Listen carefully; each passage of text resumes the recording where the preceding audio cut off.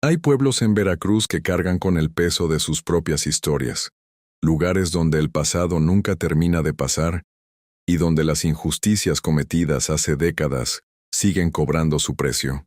Santa María de las Flores es uno de esos pueblos. A simple vista parece tranquilo, con sus casas de adobe, su iglesia pequeña en la plaza central, sus campos de maíz extendiéndose hasta donde alcanza la vista. Pero si hablas con la gente mayor, si escuchas las historias que cuentan en voz baja cuando cae la noche, descubrirás que ese pueblo nunca ha estado realmente en paz desde aquel verano de 1987. Lo que voy a contarles es mi experiencia viviendo en Santa María durante 6 meses, trabajando como maestro rural en la escuela primaria del pueblo. Fui enviado ahí por el gobierno estatal para cubrir la ausencia de un maestro que había renunciado repentinamente, sin dar explicaciones claras. Al principio pensé que sería una asignación tranquila, una oportunidad de conocer la vida rural y ayudar a niños que no tenían muchos recursos educativos. No imaginaba que terminaría viviendo una pesadilla que todavía me persigue. Una pesadilla que comenzó hace casi 40 años con el fuego y la injusticia, y que continúa hasta hoy de maneras que desafían toda lógica y razón. Mi nombre es Luis Enrique Valdés Herrera. Tengo 32 años y nací en Xalapa, Veracruz. Estudié para ser maestro de primaria con la esperanza de hacer una diferencia en las comunidades rurales de mi estado. Cuando recibí la asignación para Santa María de las Flores en febrero del 2024, estaba emocionado. Era mi primera posición como maestro titular. Llegué al pueblo un domingo por la tarde. Santa María estaba a 3 horas de Xalapa por carretera, las últimas 2 horas por caminos de terracería llenos de baches. El pueblo tenía alrededor de 500 habitantes, todos dedicados a la agricultura, principalmente cultivo de maíz y frijol. Las casas estaban dispersas alrededor de una plaza central donde se encontraban la iglesia, una tienda pequeña y la escuela. El director de la escuela, el profesor Ramírez, me recibió y me mostró mi salón de clases. Era un edificio simple de concreto con techo de lámina, con bancas de madera desgastadas y un pizarrón verde manchado. Tenía 23 estudiantes de diferentes grados, desde primero hasta sexto. Como era una escuela multigrado, yo sería el único maestro. El profesor Ramírez también me mostró la casa donde viviría. Era una construcción pequeña de adobe al lado de la escuela, con 2 cuartos, una cocina básica y un baño con letrina. No era lujoso, pero era funcional. Me dijo que la casa había estado vacía durante meses, desde que el maestro anterior se fue. Le pregunté por qué se había ido el maestro anterior. El profesor Ramírez se puso incómodo y dijo que había sido por razones personales, que el maestro no se había adaptado bien a la vida del pueblo. Había algo en su tono que me hizo pensar que no me estaba contando toda la verdad. Pero no insistí. Esa primera noche dormí mal. No por incomodidad física, sino porque había algo en el ambiente del pueblo que me ponía nervioso. Todo estaba demasiado silencioso. En las ciudades siempre hay ruido de fondo, tráfico, gente, televisores.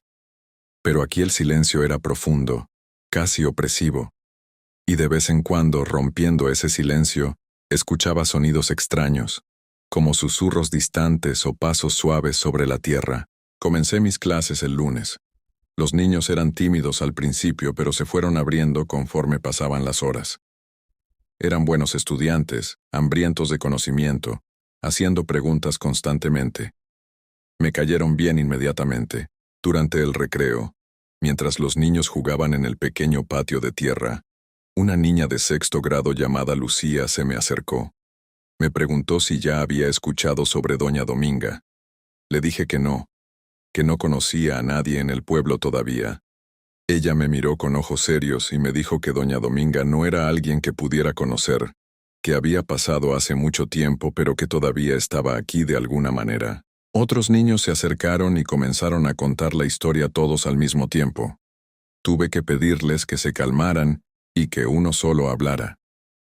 Lucía tomó la palabra y me contó la historia de Doña Dominga. En 1987, había una mujer en el pueblo llamada Dominga Cruz. Era curandera y partera. Usaba hierbas y rezos tradicionales para sanar a la gente. Todos en el pueblo acudían a ella cuando estaban enfermos, porque el doctor más cercano estaba a horas de distancia, y la mayoría no tenía dinero para pagar consultas médicas. Doña Dominga los atendía a todos, cobrando muy poco o nada si la persona era muy pobre. Ese verano llegó una enfermedad al pueblo. Los niños comenzaron a enfermarse, con fiebre alta, vómito, diarrea. Doña Dominga los atendía con sus hierbas y rezos, pero la enfermedad era demasiado fuerte. Varios niños pasaron en cuestión de días. Las familias estaban desesperadas y asustadas. Algunos hombres del pueblo comenzaron a decir que no era una enfermedad natural. Decían que era brujería, que alguien había maldecido al pueblo, y empezaron a sospechar de doña Dominga. Decían que tal vez ella había hecho algo malo, que tal vez estaba usando su conocimiento de hierbas y rezos para hacer daño en lugar de sanar. Una noche, un grupo de hombres fue a la casa de doña Dominga. La sacaron a la fuerza mientras ella gritaba que era inocente, que ella solo quería ayudar. La llevaron a la plaza del pueblo y la acusaron públicamente de brujería. Ella les rogó que la escucharan, que ella nunca había hecho daño a nadie, que la enfermedad era solo eso, una enfermedad que vendría y se iría. Pero los hombres no quisieron escuchar. Estaban cegados por el dolor de perder a sus hijos, por el miedo de que más niños pasaran. Necesitaban a alguien a quien culpar, alguien que pagara por su sufrimiento. Y doña Dominga era la opción más fácil. La ataron a un poste en el centro de la plaza, apilaron leña alrededor de ella y prendieron fuego. Lucía me contó esto con voz temblorosa. Los otros niños escuchaban en silencio, algunos con lágrimas en los ojos. Era claro que esta historia era parte fundamental de la identidad del pueblo, algo que todos conocían y que pesaba sobre todos. Le pregunté a Lucía qué había pasado después. Ella me dijo que mientras el fuego consumía a doña Dominga, ella había gritado una maldición. Había dicho que los hombres que la habían acusado injustamente pagarían por lo que habían hecho, que sus hijos sentirían su dolor, que ella no descansaría hasta que hubiera justicia. Y entonces, según la historia, cosas extrañas comenzaron a pasar en el pueblo. Las cosechas que deberían haber estado listas para la cosecha se secaron de la noche a la mañana. Los animales comenzaron a enfermar y pasar sin razón aparente. Los pozos de agua se volvieron amargos, y los hombres que habían participado en quemar a doña Dominga comenzaron a escuchar su voz en las noches, llamándolos, acusándolos. Varios de esos hombres pasaron en los años siguientes, en circunstancias extrañas. Uno cayó de su techo mientras lo reparaba, rompiéndose el cuello. Otro desapareció en el campo, y lo encontraron días después, como si se hubiera perdido a pesar de conocer cada centímetro de esas tierras. Un tercero simplemente dejó de comer, consumiéndose lentamente hasta que ya no quedó nada de él. Y lo más perturbador, según Lucía, era que la gente del pueblo seguía viendo a doña Dominga, caminando entre las milpas al atardecer, su cuerpo quemado y ennegrecido, sosteniendo una flor marchita en su mano. Algunos decían que si la veías directamente, tenías pesadillas durante semanas. Otros decían que si escuchabas su voz llamándote, era mejor no responder, porque si lo hacías, ella sabría dónde encontrarte. Cuando Lucía terminó su historia, sonó la campana indicando el fin del recreo. Los niños regresaron a sus salones, pero yo me quedé parado en el patio, procesando lo que había escuchado. Era una historia perturbadora, especialmente porque claramente había algo de verdad en ella. Una mujer llamada Dominga, probablemente sí había sido acusada injustamente y había sufrido algo terrible. El resto, las maldiciones y las apariciones, era probablemente folclore que había crecido alrededor de un evento traumático real, o eso me dije a mí mismo. Esa noche, después de que terminaron las clases, caminé por el pueblo tratando de conocer mejor el lugar. Era un día claro y soleado, con el aroma dulce del maíz maduro en el aire. Los campos se extendían en todas direcciones, ondulando suavemente con el viento. Era hermoso de una manera simple y rural. Llegué a la plaza central justo cuando el sol comenzaba a bajar. La plaza era pequeña, Con un kiosco de madera en el centro y bancas de concreto alrededor, la iglesia estaba en un lado, blanca con un campanario simple, y en el centro de la plaza había un poste de piedra, viejo y manchado. Me acerqué al poste y lo examiné. Tenía marcas de fuego negras y profundas, que habían resistido décadas de lluvia y sol. Este era el lugar donde habían quemado a doña Dominga. Sentí un escalofrío a pesar del calor del atardecer.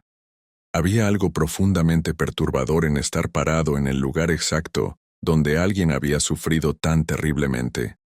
Podía casi escuchar sus gritos, sentir su dolor y su miedo. Una voz detrás de mí me hizo saltar. Era don Aurelio, un hombre mayor que había visto trabajando en los campos. Me preguntó qué hacía en la plaza. Le dije que solo estaba explorando el pueblo, conociendo los lugares importantes. Don Aurelio miró el poste con una expresión triste. Me dijo que era bueno que quisiera conocer el pueblo, pero que algunos lugares era mejor dejarlos en paz. Me preguntó si ya me habían contado sobre doña Dominga. Asentí. Él suspiró y me dijo que la historia era real, que él mismo había sido un niño de 7 años cuando sucedió, que recordaba esa noche, el fuego, los gritos, que recordaba a su propio padre entre los hombres que habían participado, y que había vivido con esa vergüenza toda su vida. Me contó que la enfermedad que había causado todo había resultado ser cólera, una infección bacteriana que venía del agua contaminada. No había sido brujería ni maldición. Solo había sido una enfermedad que con medicina apropiada habría sido tratable. Pero en un pueblo pobre y aislado sin acceso a doctores había sido devastadora. Doña Dominga había sido inocente. Había sido una sanadora tratando de ayudar con las herramientas limitadas que tenía. Y la habían castigado de la manera más horrible posible por algo que no era su culpa. Don Aurelio me dijo algo más. Me dijo que desde esa noche el pueblo nunca había sido el mismo, que había una tristeza que nunca se iba, una culpa colectiva que pasaba de generación en generación. Y que sí, que muchos en el pueblo seguían viendo a doña Dominga, que ella aún caminaba por las milpas especialmente al atardecer, buscando algo que nunca encontraba. Me advirtió que si la veía, no debía acercarme, que no debía hablarle ni responderle si ella me hablaba, que doña Dominga no era malvada, pero que su dolor era tan grande que podía arrastrar a otros consigo sin quererlo, que el peso de su sufrimiento era demasiado para que una persona viva lo soportara. Le agradecí por compartir su historia y regresé a mi pequeña casa. Esa noche no pude dormir bien. Seguía pensando en doña Dominga, en ese fuego, en su dolor y su injusticia, y seguía escuchando sonidos afuera de mi casa. Pasos suaves, como si alguien caminara alrededor del edificio. Susurros que no podía entender completamente. Me dije que eran solo animales, o el viento, o mi imaginación sobreestimulada por las historias que había escuchado, pero en el fondo sabía que no era así. Los siguientes días transcurrieron con relativa normalidad.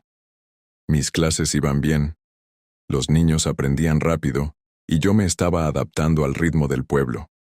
Pero cada noche, cuando oscurecía, volvían los sonidos.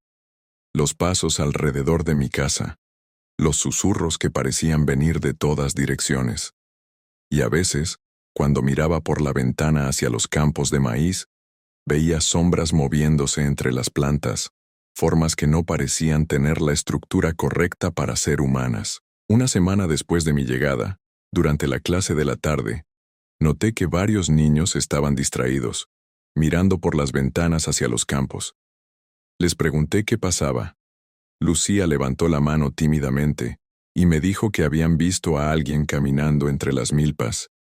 Una mujer vestida de negro. Miré por la ventana pero no vi nada. Les dije que probablemente era alguien del pueblo trabajando en su parcela. Pero los niños negaron con la cabeza. Dijeron que conocían a todos en el pueblo y que esta mujer era diferente. Caminaba de manera extraña, demasiado rígida, y su ropa se veía vieja, de otra época. Uno de los niños más pequeños, un niño de segundo grado llamado Mateo, comenzó a llorar. Dijo que había visto la cara de la mujer cuando se acercó más a la escuela. Dijo que su piel estaba negra y agrietada, como madera quemada, y que no tenía cabello, solo manchas oscuras en su cabeza. Dijo que la mujer lo había mirado directamente a través de la ventana y había sonreído, mostrando dientes amarillos. Los otros niños trataron de calmarlo, pero varios también se veían asustados. Decidí terminar las clases temprano ese día. Los niños necesitaban ir a casa, y yo necesitaba tiempo para pensar en cómo manejar esta situación. Después de que todos se fueron, caminé hacia los campos de maíz. Era media tarde, todavía había mucha luz. Las plantas de maíz eran altas, más altas que yo, sus hojas susurrando con la brisa. Caminé entre las filas, buscando señales de que alguien hubiera estado ahí recientemente. Y entonces la vi, exactamente como los niños habían descrito. Una mujer vestida con un vestido negro largo y rasgado. Estaba parada entre las plantas de maíz, a unos 50 metros de distancia, completamente inmóvil. Su espalda estaba hacia mí, pero podía ver que su postura era extraña, demasiado rígida, como si no tuviera articulaciones funcionando correctamente. La llamé, preguntándole si necesitaba ayuda. No hubo respuesta. Di varios pasos hacia ella. Seguía sin moverse. Di más pasos, acortando la distancia entre nosotros, y entonces ella comenzó a girar. No giró como una persona normal. Fue como si todo su cuerpo rotara en un solo movimiento, sin doblar la cintura ni mover los pies. Simplemente giró hasta que estuvo de frente a mí. El niño Mateo había dicho la verdad. Su rostro era horrible. La piel negra y agrietada como la corteza de un árbol quemado. No tenía cabello, solo parches de cuero cabelludo quemado. Sus ojos eran dos agujeros oscuros que parecían mirar directamente a través de mí. Y sus labios, también quemados y retraídos, mostraban dientes que eran demasiado blancos contra la negrura de su cara. Sostenía algo en su mano. Una flor. Una flor que alguna vez había sido roja pero que ahora estaba marchita y marrón, casi desintegrada. Nos miramos por lo que pareció una eternidad, pero probablemente fueron solo segundos. Y entonces ella habló. Su voz era áspera, como papel de lija sobre piedra, pero las palabras eran claras. Me preguntó si yo era el nuevo maestro. Asentí, incapaz de encontrar mi voz. Ella inclinó la cabeza de esa manera antinatural de nuevo, estudiándome. Me dijo que era bueno que hubiera alguien enseñando a los niños, que los niños necesitaban educación, que merecían un futuro mejor que sus padres y abuelos. Su voz se suavizó ligeramente cuando habló de los niños. Había algo casi maternal en su tono, algo que contrastaba fuertemente con su apariencia terrible. Finalmente encontré mi voz y le pregunté quién era, aunque ya sabía la respuesta. Ella sonrió, o al menos sus labios se movieron de una manera que podría haber sido una sonrisa si hubiera tenido piel funcional. Me dijo que yo sabía quién era, que todos en el pueblo sabían quién era, incluso los que nunca la habían visto, que su nombre había sido Dominga Cruz cuando estaba viva, pero que ahora era solo Dominga, solo el dolor y la memoria de lo que le habían hecho. Le pregunté qué quería, por qué seguía aquí. Su sonrisa desapareció. Me dijo que quería lo que cualquiera querría en su situación: justicia, reconocimiento de la injusticia que había sufrido, que los responsables admitieran lo que habían hecho. Le dije que los hombres que la habían acusado ya habían pasado, que no quedaba nadie vivo de esa noche. Ella negó con la cabeza lentamente. Me dijo que sus hijos seguían aquí, sus nietos, sus bisnietos, que la culpa pasaba en la sangre, que el pueblo entero cargaba con el peso de lo que habían hecho sus ancestros. Le pregunté qué podía hacer yo para ayudarla, para darle paz. Ella me miró durante un largo momento con esos ojos que eran solo agujeros oscuros. Luego me dijo que nada, que no había nada que yo o nadie pudiera hacer, que el daño había sido hecho y no podía deshacerse, que ella estaría aquí para siempre, caminando entre las milpas, recordándoles a todos lo que habían hecho. Y entonces, sin otra palabra, se giró y comenzó a caminar más profundo entre las plantas de maíz. No caminaba como una persona normal, era más como deslizarse, sus pies apenas tocando el suelo. En segundos había desaparecido entre las plantas altas. Me quedé parado ahí, temblando a pesar del calor de la tarde. Acababa de tener una conversación con algo que no debería existir. Con el espíritu, o el fantasma, o lo que fuera de una mujer que había sido quemada viva casi 40 años atrás. Regresé a mi casa tambaleándome, mi mente luchando por procesar lo que había experimentado. Me dije que tal vez había sido una alucinación causada por el calor y la sugestión de las historias que había escuchado. Pero sabía que no era así. Lo que había visto era demasiado real, demasiado detallado para ser imaginación. Esa noche los sonidos alrededor de mi casa fueron peores que nunca. No eran solo pasos y susurros. Ahora podía escuchar lo que sonaba como llanto, gemidos suaves de dolor, y podía oler algo también. Olor a humo, a madera quemada, a carne chamuscada. No pude quedarme en la casa. Salí y caminé hacia el centro del pueblo a pesar de que era pasada la medianoche. Necesitaba estar cerca de otras personas. Necesitaba saber que no estaba completamente solo. Encontré a don Aurelio sentado en su porche fumando un cigarrillo. No parecía sorprendido de verme. Me invitó a sentarme con él. Nos quedamos en silencio por varios minutos antes de que finalmente le contara lo que había visto esa tarde. Don Aurelio escuchó sin interrumpir. Cuando terminé, suspiró profundamente y apagó su cigarrillo. Me dijo que había tenido suerte, que la mayoría que veía a doña Dominga tan de cerca no podían dormir durante semanas después, atormentados por pesadillas y visiones. Le pregunté por qué ella me había hablado, por qué no simplemente había desaparecido o me había asustado. Don Aurelio dijo que doña Dominga no era malvada, a pesar de su apariencia terrible, que ella había sido una sanadora en vida y que parte de esa bondad permanecía incluso ahora, que probablemente me había hablado porque yo era el maestro, porque cuidaba de los niños del pueblo, y ella siempre había amado a los niños, pero me advirtió que no debía buscarla de nuevo, que un encuentro había sido suficiente, que su presencia era como veneno lento. Entre más tiempo pasabas cerca de ella, más te afectaba. Comenzabas a sentir su dolor, su rabia, su desesperación, y eventualmente ese peso podía quebrarte. Me contó sobre el maestro anterior, el que yo había reemplazado. Ese maestro también había visto a doña Dominga. Al principio solo la veía en los campos, como yo.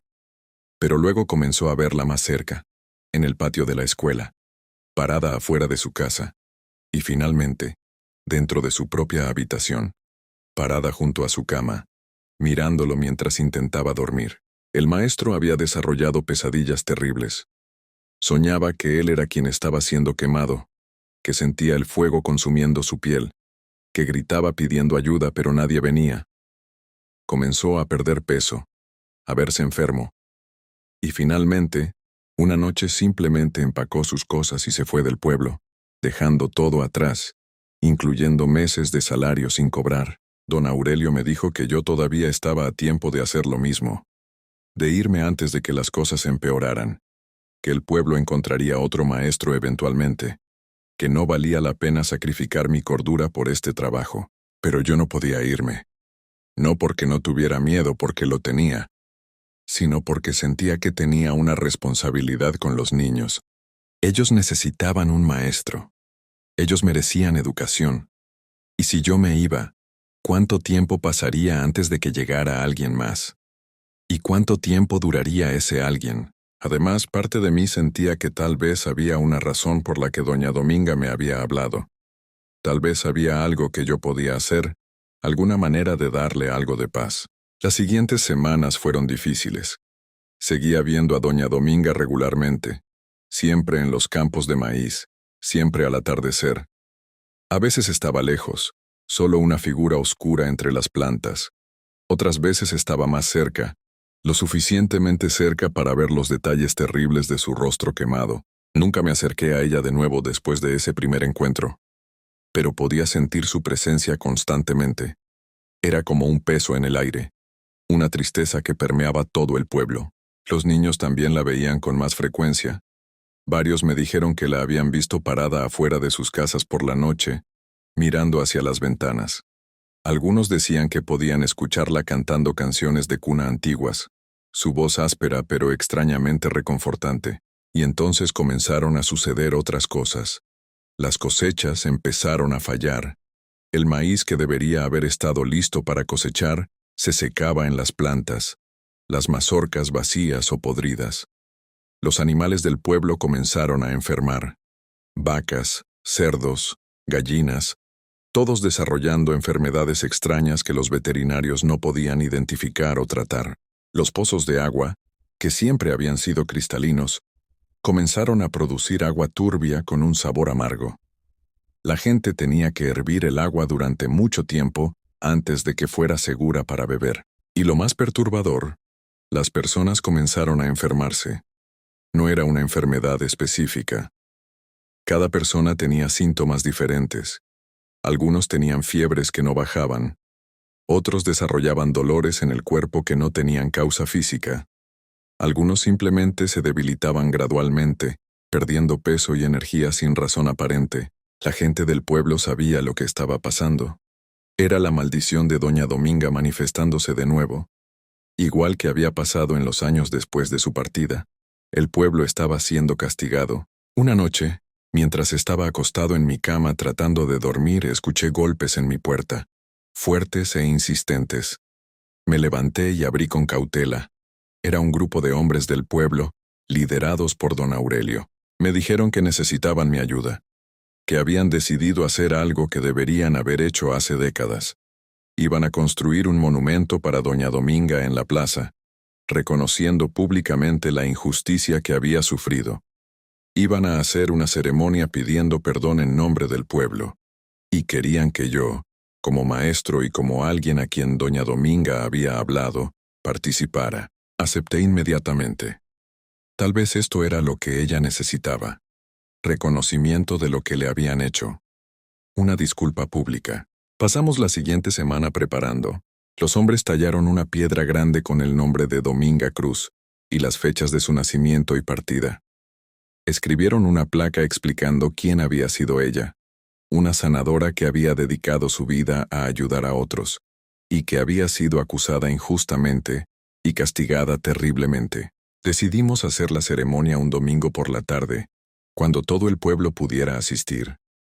Corrió la voz y el día señalado, casi todas las familias del pueblo se reunieron en la plaza. El monumento de piedra estaba cubierto con una tela blanca, listo para ser revelado. Los hombres mayores, incluyendo a don Aurelio, se pararon frente a la multitud. Don Aurelio habló primero, con voz temblorosa. Contó la historia completa de lo que había pasado en 1987. No omitió ningún detalle. No trató de suavizar la brutalidad de lo que habían hecho.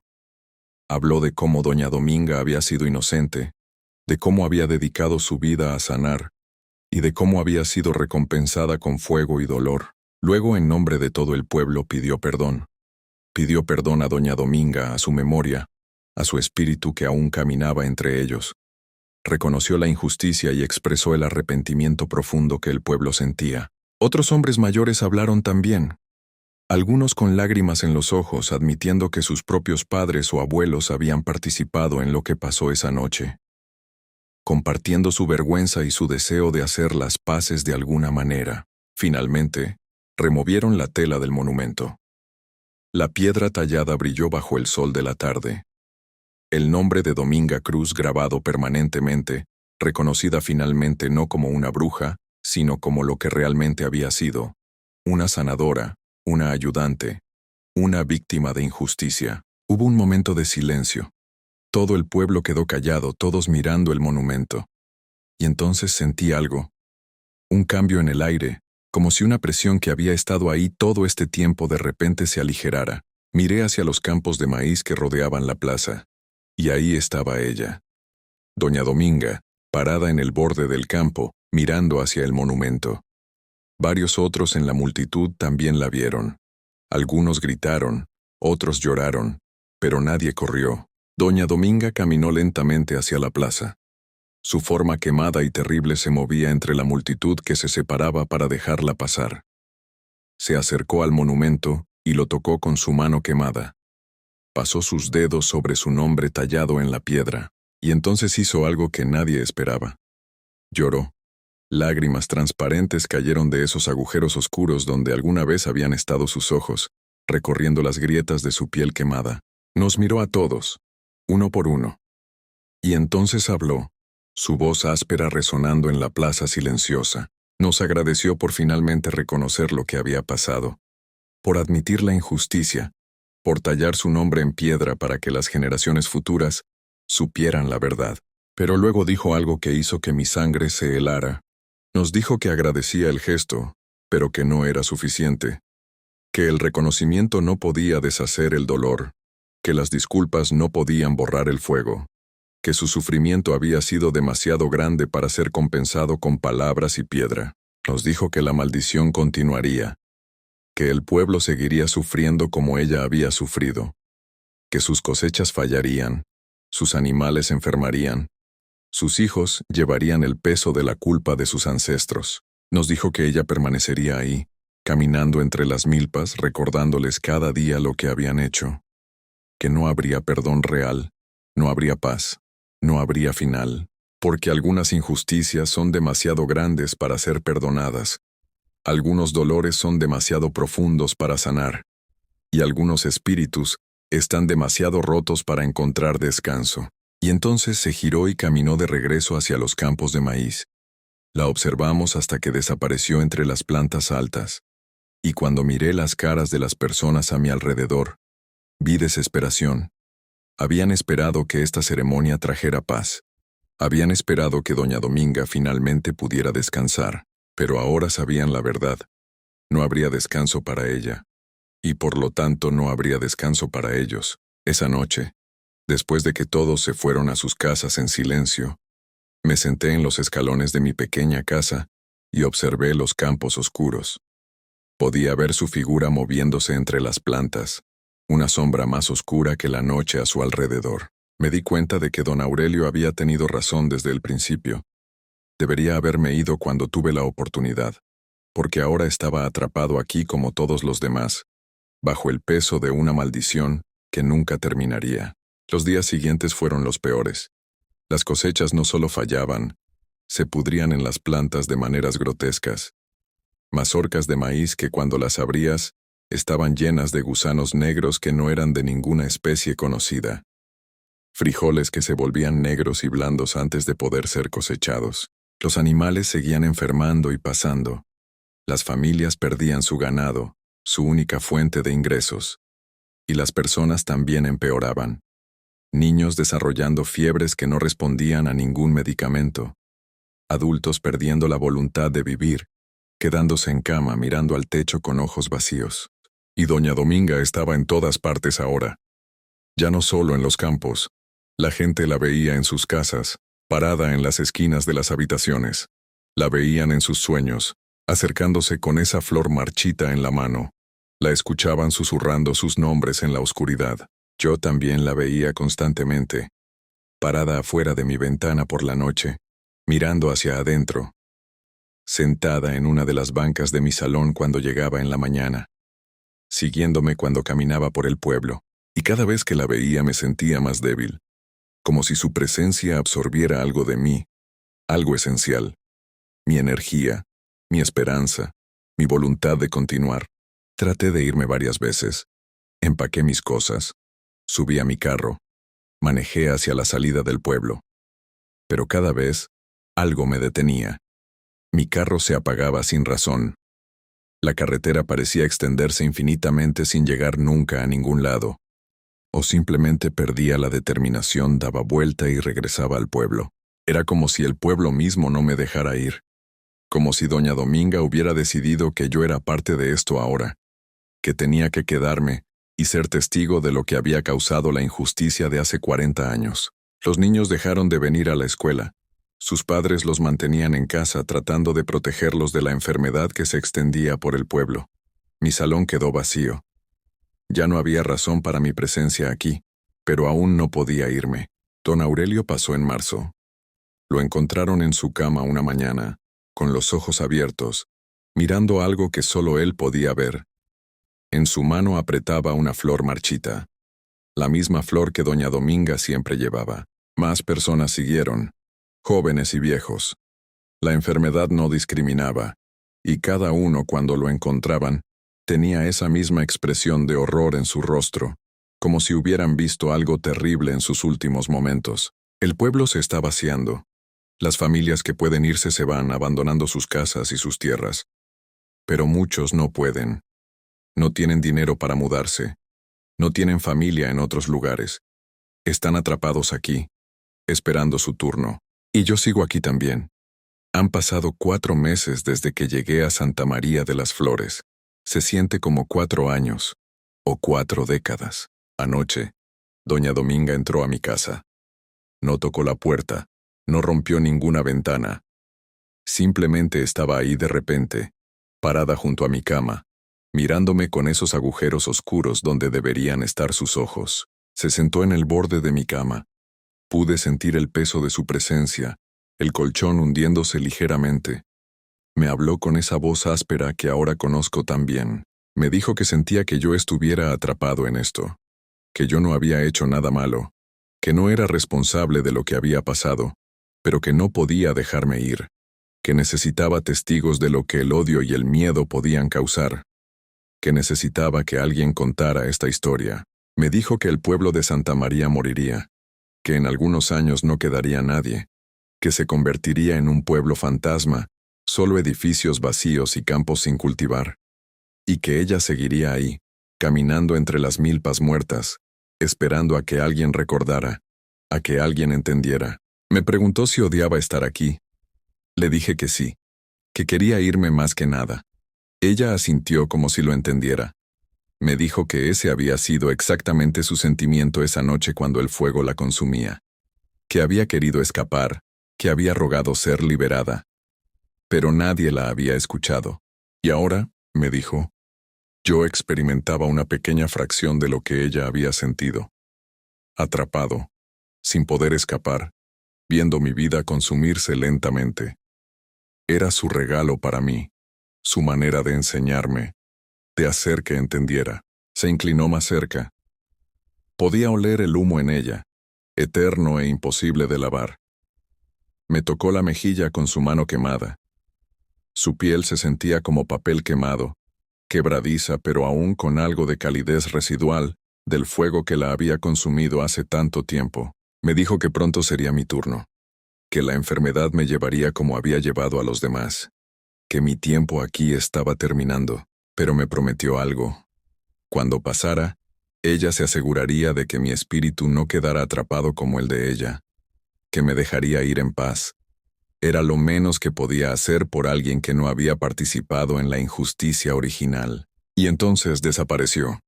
Un momento estaba sentada en mi cama y al siguiente se había ido. Ahora es de día. El sol brilla sobre Santa María de las Flores, pero es una luz sin calidez. Los campos están marchitos. Las calles están vacías. El silencio es profundo. Puedo sentir la enfermedad creciendo en mí. La debilidad en mis músculos. El peso en mi pecho. La niebla en mi mente. No sé cuánto tiempo me queda. Días tal vez. Una semana si tengo suerte. Escribo esto como testimonio. Como advertencia tal vez, aunque sé que nadie va a leer esto hasta que sea demasiado tarde para mí. Como una manera de darle sentido a lo que me ha pasado. Doña Dominga no era malvada. Fue víctima de miedo, ignorancia y crueldad. Pero su dolor la transformó en algo que no puede perdonar, que no puede olvidar, que no puede descansar. Y el pueblo que la quemó paga el precio eternamente. No con muerte rápida, sino con sufrimiento lento, con la pérdida gradual de todo lo que amaban. Miro por la ventana ahora y la veo caminando entre las milpas muertas. Su figura oscura y quemada, su flor marchita en la mano, caminando sin destino, sin propósito excepto existir como recordatorio de lo que la injusticia puede crear. Y sé que cuando yo pase, ella seguirá caminando, esperando al próximo maestro, al próximo forastero, a la próxima persona que venga a este pueblo maldito sin saber lo que le espera, porque esta historia no tiene final, no tiene redención. No hay justicia que pueda deshacer lo que fue hecho, solo hay una mujer quemada caminando eternamente entre campos muertos, y un pueblo que lentamente desaparece bajo el peso de su propia culpa.